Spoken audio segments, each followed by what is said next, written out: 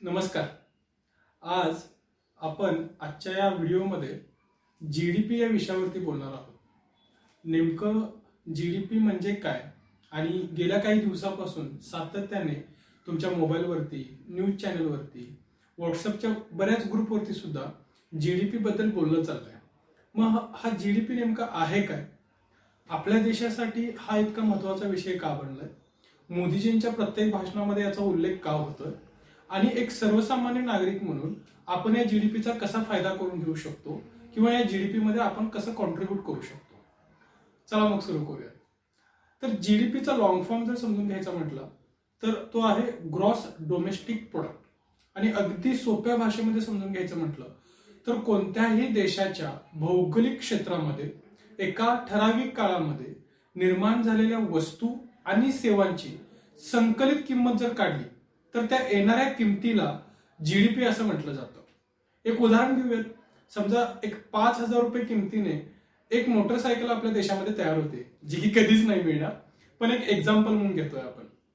तर 5,000 रुपयाला एक मोटरसायकल तयार होते आणि समजा अशा 5 मोटरसायकल एका वर्षामध्ये तयार झाल्या तर त्याची टोटल जी किंमत येते ती 25,000 रुपये येते आणि याच किमतीला जीडीपी असं म्हटलं जातं.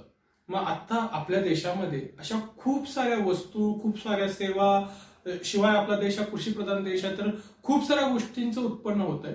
तर त्या येणाऱ्या संकलित व्हॅल्यूला जीडीपी असं म्हटलं जातं. मग हे कोण काढतं? मग त्याच्यामध्ये एकतर फायनान्स मिनिस्ट्री आहे, स्टॅटिस्टिक मिनिस्ट्री आहे, शिवाय बँकिंग याच्यामध्ये इन्व्हॉल्ड असतं आणि पूर्ण देशाचा हा डेटा काढण्याचं काम वर्ल्ड बँक म्हणून एक संस्था आहे ती हे करत असते.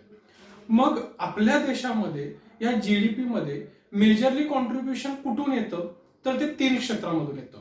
एक आहे उद्योग, दुसरा आहे कृषी आणि तिसरा आहे सेवा. मग याचं जर बायफर्गेशन बघायचं म्हटलं, सुरुवातीला म्हणजे जेव्हा आपला देश स्वतंत्र झाला आणि त्यानंतर सुरुवातीच्या काळामध्ये जीडीपी मध्ये मेजरली कॉन्ट्रीब्युशन हे कृषी क्षेत्रामधून होतं. पण आता सध्याच्या घडीला उद्योगामधून आपल्याला साधारण 20 ते 25% कॉन्ट्रीब्युशन मिळतंय. शेतीमधून म्हणजे कृषीमधून आपल्याला साधारण एक 20%चा कॉन्ट्रीब्युशन मिळतंय आणि सेवा ज्याच्यामध्ये मग आयटी आहे, हेल्थकेअर सेक्टर आहे, हॉस्पिटॅलिटी आहे, ह्या सगळ्या सेवाभावी गोष्टींमधून साधारण 55% इतकं कॉन्ट्रीब्युशन मिळतंय. आणि जर आपल्या देशाच्या टोटल जीडीपी मध्ये वेगवेगळ्या राज्यांचं जर कॉन्ट्रीब्युशन बघायचं म्हटलं तर सगळ्यात पहिल्या क्रमांकाला तो म्हणजे महाराष्ट्र आहे. मग त्याच्या खालोखाल गुजरात, तमिळनाडू, कर्नाटका आणि उत्तर प्रदेश असे साधारण एक 5 राज्य आहेत ते सगळ्यात जास्त जीडीपी मध्ये कॉन्ट्रीब्युट करतात. मग आत्ता सध्या जीडीपी बद्दल इतकं का बोललं चाललंय त्यासाठी आपण एक स्टॅटिस्टिक्स बघूया. साधारण 2013 साली आपला देश हा 1.83 ट्रिलियन US$ या आकड्यावरती होता आणि आता 2023 म्हणजे डिसेंबर 2023 एंडचा जर आकडा बघितला तर तो साधारण $3.5 ट्रिलियन पोहोचलाय. आणि देशाच्या पाठीवरची जर सगळ्या देशांना जर टॉप 10 रँकिंग मध्ये जर बघायचं म्हटलं तर 2013 साली आपण 9व्या स्थानी होतो आणि आता आपण 5व्या स्थानी आहोत. आणि येत्या काळामध्ये आपण हा प्रयत्न करतोय की आपण 3ऱ्या स्थानाला कसे पोहोचू. मग जीडीपी वाढतोय याचा देश आणि सर्वसामान्य नागरिक म्हणून आपल्याला काय फायदा होतो?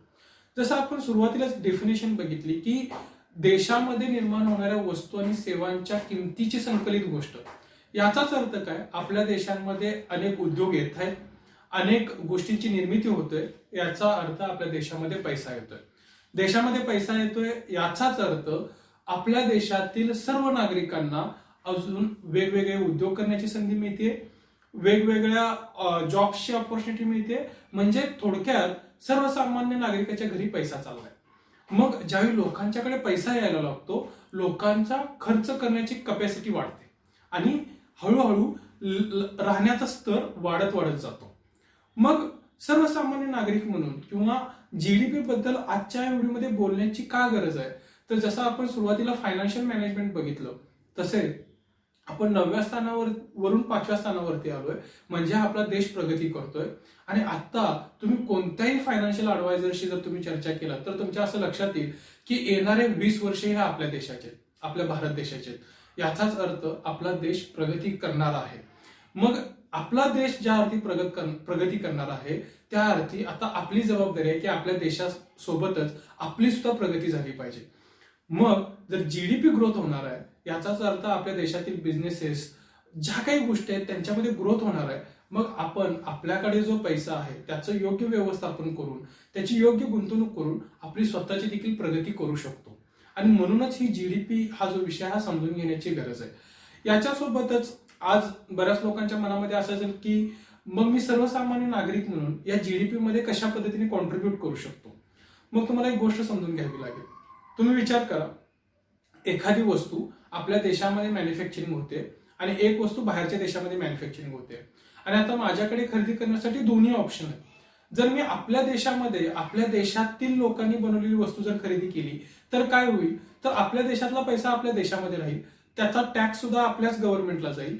आणि ज्या लोकांनी या वस्तूची निर्मिती केली मग त्याच्यामध्ये त्या कंपन्यांचे ओनर असू देत किंवा खूप मोठा रोजगार वर्ग असतो त्या लोकांच्यापर्यंत हा पैसा पोहोचेल आणि आपल्या देशातला पैसा आपल्या देशामध्ये राहून आपल्याच देशाच्या कामी लागेल. पण जर मी तेच बाहेरच्या देशामध्ये बनलेली वस्तू जर खरेदी केली तर काय होईल, आपल्या गव्हर्नमेंटला टॅक्स मिळेल पण त्याची जी मूळ कॉस्ट आहे ती बाहेरच्या कंट्रीमध्ये निघून जाईल आणि तिकडे तो पैसा निघून जाईल. तर माझं एवढंच तुम्हाला सांगणं आहे की तुम्हाला शक्य तितक्या मेड इन इंडिया आपल्या देशामध्ये मॅन्युफॅक्चरिंग झालेल्या गोष्टींचा वापर करता आला तर ते सर्वोत्तम राहील.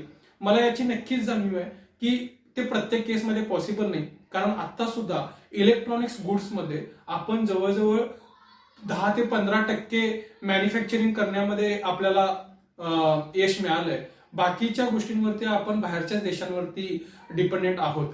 पण एक सर्वसामान्य नागरिक म्हणून आपण नक्कीच प्रयत्न करू शकतो आणि जीडीपी मध्ये कॉन्ट्रीब्युट करू शकतो. येणारे 20 वर्ष हे भारत देशाचे आहेत, मग ते आपले आहेत आणि आपल्या देशासोबत आपली प्रगती करून घेणे ही आपली जबाबदारी आहे.